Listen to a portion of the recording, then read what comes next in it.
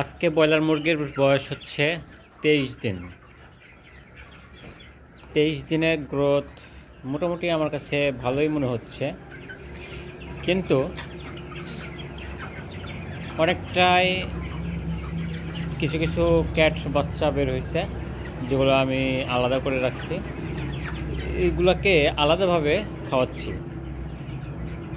আশা করি দ্রুত এগুলাও ঠিক মাপে চলে আসবে, ঠিক ওয়েট দেবে।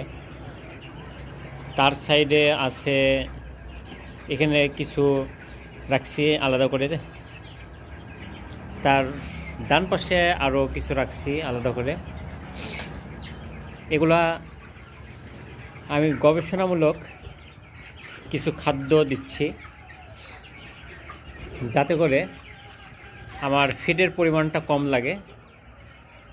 আর অন্য যেসব খাদ্য টাদ্য দিচ্ছি সেগুলা দিয়ে যদি আমার খরচটা কম আসে, যদি গ্রোথ আমি একই পাই, তাহলে আমি পরবর্তীতে আমার ফর্মুলা অনুযায়ী এই মুরগিগুলো পালন করব।